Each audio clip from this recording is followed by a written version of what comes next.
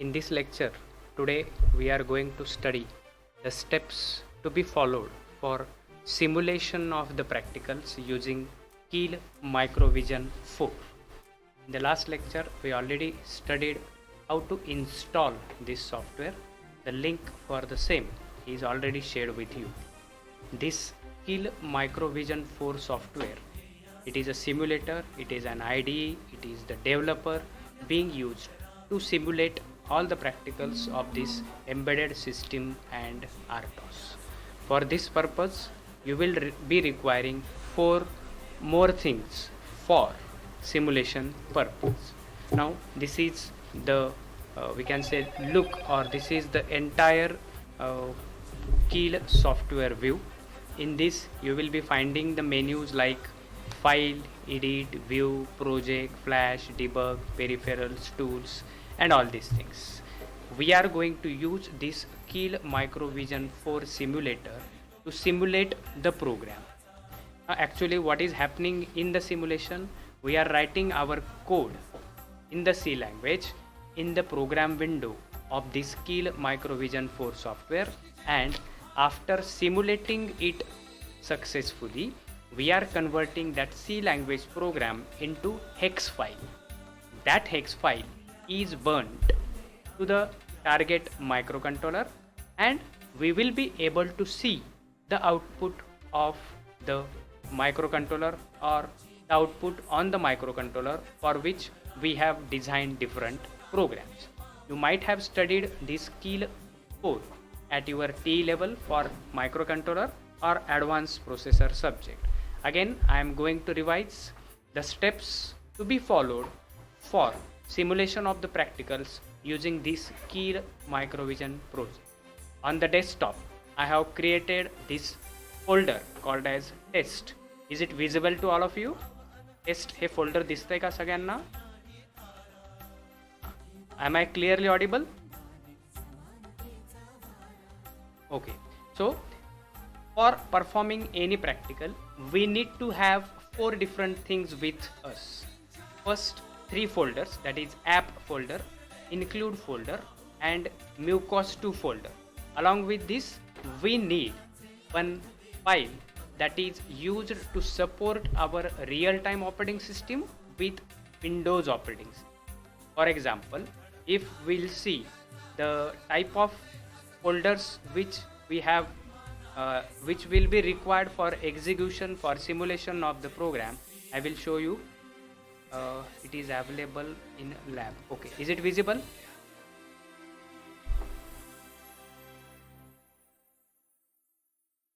So for this particular embedded system and RTOS practicals, this folder micro A748 version 3 we are using. We are going to perform all the practicals on LPC2148 microcontroller. It is a type of ARM processor. In this practical session, all the practicals are similar. The logic is only different. The steps are similar. If you will see the different folders available in this particular master folder, you will be able to see this raw mucos2. Is it visible? Raw mucos2. As the name indicates, it is the raw file or raw folder being used to simulate all the types of programs using this Keel 4 Microvision project. What is there in this raw Microvision microcontroller operating system 2 folder? Four things are there. Three folders are there and one scatter file is there. So first folder is app, second folder is include, third folder is mucos2, and fourth folder is scatter file, which is called as Windows script command file. To perform the simulation of all the practicals of this subject, you need to have these four things with you. For example, if I will copy all these contents, and if I will create one folder, for example, we are doing program 1. So I will create one folder named with some title of that particular program on any drive of your computer or laptop. You need to have these four things with you. आता मी ह्या चार गोष्टी इथे paste केल्या. What are these 4 things? These are required, as I already told, to all the practicals to simulate to all the practicals. The app हे folder आहे. If I will open it, how many number of files are there in this folder? खाली दिसतात बघा. How many are atoms in this folder?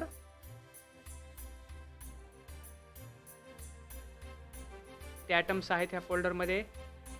ते दिसतंय खाली. दिसतंय का? 10 atoms, correct. Now what this app is containing, all the C, header and assembly files are present in this app folder. मग ती ADC ची असेल, function.h असेल, LED असेल, LCD असेल, UART असेल. All the C, header and assembly files are present in this app folder. दुसरं folder आहे include. As the name includes all the header files. दिसतंय का? एक्सटेन्शन काय आहे सगळ्या फाईल्सचं? H फाईल आहे, बरोबर आहे का? all the header files are present in this folder. मग त्या ॲप्लिकेशनच्या फाईल्स असतील, लायब्ररीच्या फाईल्स असतील किंवा बोर्ड सपोर्ट पॅकेजेसच्या फाईल्स असतील किंवा OS रिलेटेड काही फाईल्स असतील, ह्या सगळ्या हेडर फाईल्स ह्या इन्क्लूड नावाच्या प्रोग्राम फोल्डरमध्ये आहे. आपलं तिसरं फोल्डर आहे म्युकॉस2. I already told during the theory lectures की आपल्याला जी आर्टॉस यूज करायची आहे ना, ती कुठली आहे? म्युकॉस2, मायक्रो कंट्रोलर ऑपरेटिंग सिस्टम 2. ही म्युकॉस2 ही ऑपरेटिंग सिस्टीम आहे. ही एक रिअल टाईम ऑपरेटिंग सिस्टीम आहे. ह्या रिअल टाईम सिस्टीमचा यूज करून आपण वेगवेगळे प्रोग्राम सिम्युलेट करणार आहोत.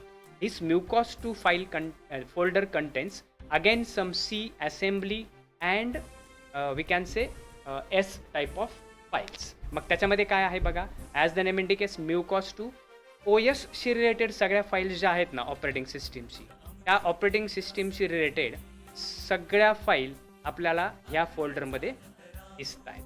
मग ती BSP असेल, BSP stands for board support package. जेव्हा ॲक्च्युली प्रोग्राम आपण पाहू ना, तेव्हा मी हे मिनिंग क्लिअर करेल व्हॉट इज BSP.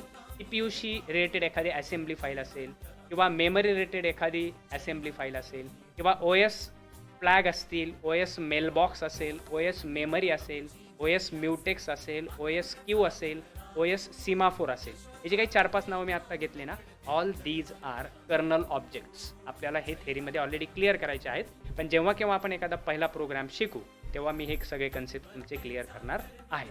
सांगायचा दृष्टिकोन, या म्युकॉस2 मध्ये या फोल्डरमध्ये सगळ्या C फाईल्स ज्या रिस्पॉन्सिबल आहेत to carry out all the managerial function of operating system. आपण आजच्याच लेक्चरमध्ये पाहिलं की OS supports all managerial functions. मग त्याच्यामध्ये कर्नल असेल, शेड्यूल असेल, टायमिंग इव्हेंट असेल. आणि चौथा कॉम्पोनंट आपला जो आहे, it is the Windows script command file. आपली OS आणि आपण यूज करणारी आर्टॉस ह्यांना कॉम्पॅटिबल करणारी ही फाईल आहे. त्यामुळं आत्तापर्यंत आपण काय केलं आहे, we have used a particular supporting files or we can say raw files, we have pasted them into one folder. ठीक आहे, आतापर्यंत कळालं. आता आपल्याला काय करायचं आहे, कील कडे जायचं आहे. Is it visible? कील दिसतंय?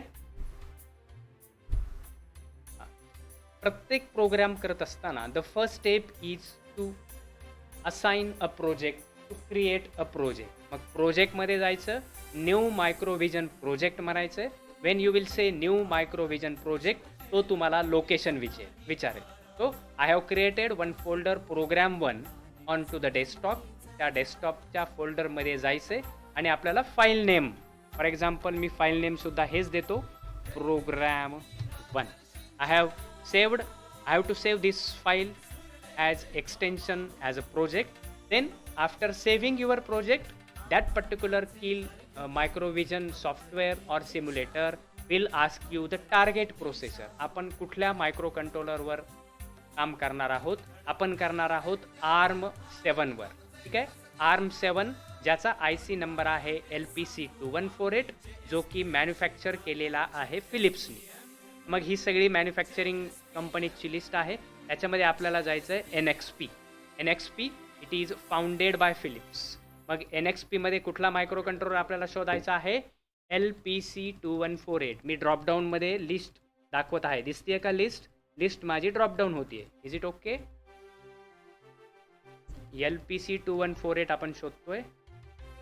केव्हा LPC2148 आपण आपल्याला तो सापडेल. We are going to select that particular LPC2148. LPC2148. Is it okay? LPC2148. When I am going to select this LPC2148, हे बाजूला जे डिस्क्रिप्शन दिसतंय ना, it is nothing but the features of that particular micro controller. मग हे features आपण बाजूला लगेच नोट डाऊन करायचे, आपल्याला हे ओरलसाठी उपयोगी येतात. Once I will select this LPC2148, I will press okay. Then it will ask copy startup to project folder and add files to project 1. No म्हटलं तरी चालेल. हे पहा, आपण इथं आपला एक स्वतःचा टार्गेट तयार केलेला आहे, ज्याच्यावर आपण काम करणार आहोत. त्याच्यात ऑलरेडी जो सोर्स ग्रुप आहे तो मी डिलीट करतोय. झाला का तो डिलीट? आता आपल्याला ह्या टार्गेट ह्या प्रोजेक्टमध्ये जे काही सपोर्टिंग फाईल्स आहेत ना, या टार्गेटला लिंक करायच्यात. आपले बाहेर किती फोल्डर आहेत? How many are the folders? 3. आपल्याला इथं 3 फोल्डर ॲड करायचे. या टार्गेट 1ला राईट क्लिक करायचं आहे. त्याच्यानंतर येईल इथे ऑप्शन ॲड ग्रुप. ॲड ग्रुपला रिनेम करायचं आहे. रिनेम करताना F2 ही जर कीबोर्डवरची तुम्ही की प्रेस केली तर तुम्ही रिनेम करू शकता. बाहेरच्या फोल्डरचं नाव काय आहे? पहिल्या फोल्डरचं ॲप. बरोबर आहे? Is it okay? टार्गेट 1ला पुन्हा मी राईट क्लिक केलं की ॲड ग्रुप होतोय. बरोबर आहे? दुसरा फोल्डर आपला काय आहे? बाहेरच्या फोल्डरचं नाव दुसऱ्या इन्क्लूड्स. तर I am going to rename it as includes. आणि मी टार्गेटला राईट क्लिक करून तिसरा टार्गेट ग्रुप ॲड करतोय. ॲड ग्रुप तो झालेला आहे. F2 मी प्रेस करतोय जेणेकरून मी त्याचं नाव बदलू शकेल. आपण UCOS2 असं तिसरं फोल्डर आहे. म्हणजे आपण आत्तापर्यंत काय केलेलं आहे? एक टार्गेट क्रिएट केलेलं आहे. त्या टार्गेटमध्ये बाहेरचे जे काही फोल्डर्स आहेत ते लिंक केले. आता आपण ऑलरेडी पाहिलं आहे की ॲप हे जे बाहेरचं फोल्डर आहे, प्रोग्रॅम ॲप ह्या फोल्डरमध्ये किती फाईल्स दिसत आहेत? किती आयटम आहेत? 10. ठीक आहे. त्यानंतर इन्क्लूड याच्यामध्ये किती आयटम आहेत? खाली दिसत आहेत बघा, 12. करेक्ट. आणि MuCOS2 म्हणजे मायक्रो कंट्रोलर ऑपरेटिंग सिस्टीम 2 या फोल्डरमध्ये किती आयटम आहेत? 17. म्हणजे हे लॉजिक आपल्याला लक्षातच ठेवायचं आहे. प्रत्येक प्रोग्राम एक्झिक्यूट करत असताना हे 3 फोल्डर आणि स्कॅटर फाईल आपल्याला लागतेच.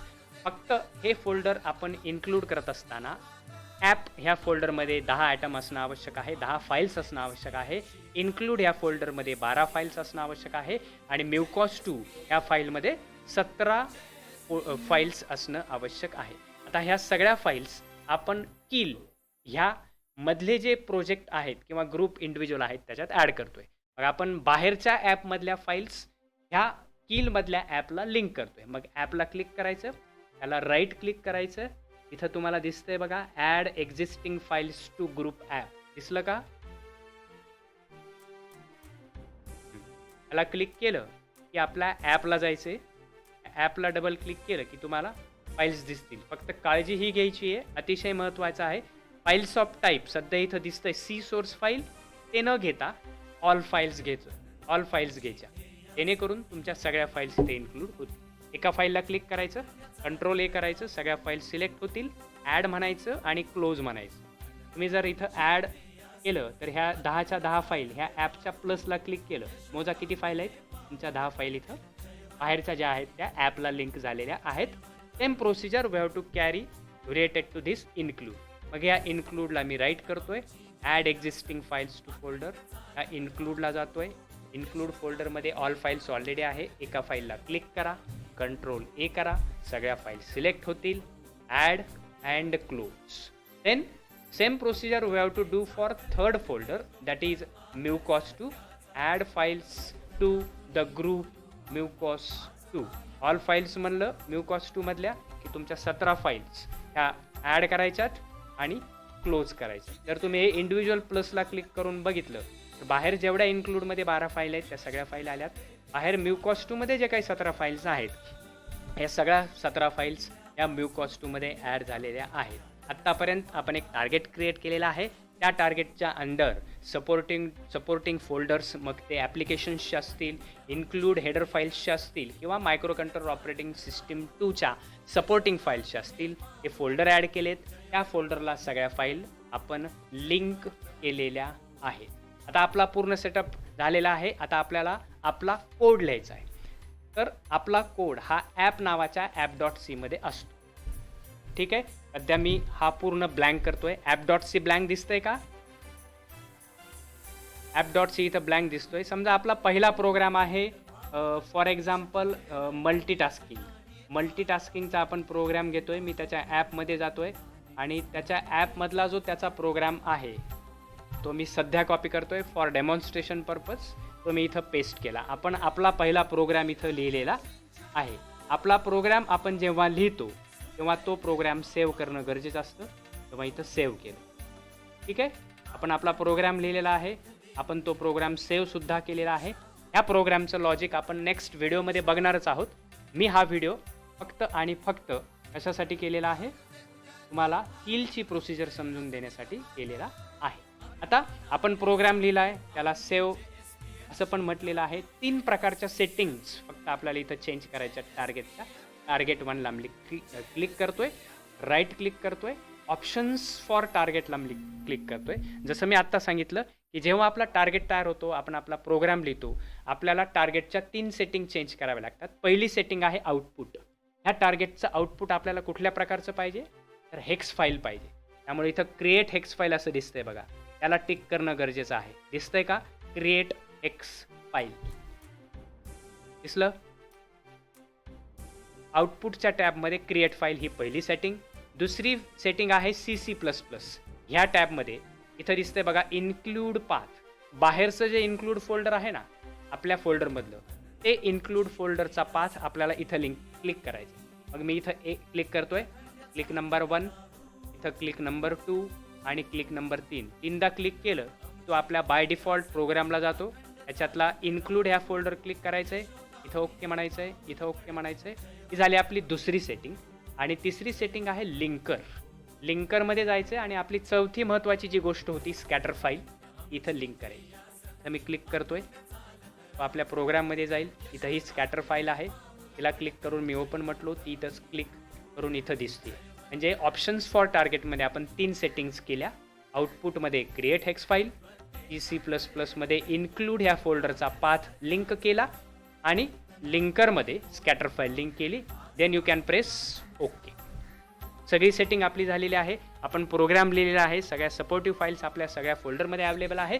आता आपल्याला प्रोग्राम बिल्ड, रिबिल्ड आणि सिम्युलेट करायचं. हे 3 टॅब दिसत आहेत का? पहिला काय आहे? बिल्ड आउटपुट किंवा ट्रान्सलेट आपण ज्याला म्हणतो. दुसरा आहे बिल्ड आणि तिसरा आहे रिबिल्ड. मी ट्रान्सलेटला क्लिक करतोय. ट्रान्सलेटला क्लिक केल्यानंतर प्रोग्राम कंपाईल होतोय. मी बिल्डला क्लिक करतोय. प्रोग्राम आपला बिल्ड होतोय. एरर्स चेक होत आहेत, एरर करेक्ट होत आहेत. सगळ्या फाईल्स इथं व्हेरीफाय होतात. आणि मी जेव्हा रिबिल्ड म्हणतो तेव्हा पुन्हा एकदा प्रोसिजर फॉलो होते. सगळ्या सिम्युलेशन सॉफ्टवेअर पूर्ण त्याच्या वॉर्निंग्स आणि ह्या त्या क्रिएट करतो. इथं काय आलं शेवटी वाचा. मी निळ्या ब्ल्यू कलरच्या हेडरने इथं क्लिक केलं. What is this line? Creating काय आलेलं आहे? येस. जेव्हा अशी वॉर्निंग येते किंवा जेव्हा असं मिनिंग असतं क्रिएटिंग हेक्स फाईल, म्हणजे तुमच्या C लँग्वेजचं कन्व्हर्जन हेक्स फाईलमध्ये झालेलं आहे. इथं जर दुसऱ्या काही वॉर्निंग किंवा एरर आल्या तर आपल्या स्टेप्स चुकल्या आहेत असं आपण गृहीत धरायचं आणि त्या स्टेप्स पुन्हा फॉलो करायच्या किंवा त्या एरर्स मिनिमाइज करायच्या. म्हणजे कुठलाही प्रोग्राम करत असताना तो सिम्युलेट झाल्यानंतर इथं क्रिएटिंग हेक्स फाईल येणं आवश्यक आहे. आता मी म्हणतोय क्रिएटिंग हेक्स फाईल झाले म्हणजे आपली हेक्स फाईल क्रिएट झाली. आपण आपल्या फोल्डरमध्ये जाऊन पाहूया. त्या टाईपमध्ये जर तुम्ही पाहिली तर तुमच्या टाईपमध्ये H फाईल तुम्हाला कुठेतरी दिसते. That H file denotes the hex file. दिसली का हेक्स फाईल? program1.hex म्हणजे आपल्या C लँग्वेजचं कन्व्हर्जन आपण हेक्स फाईलमध्ये केलेलं आहे. This is the simple procedure to be followed for the Keil microvision simulator used to perform all the practicals of embedded system and art of subject using ARM7 microcontroller. समजलंय का?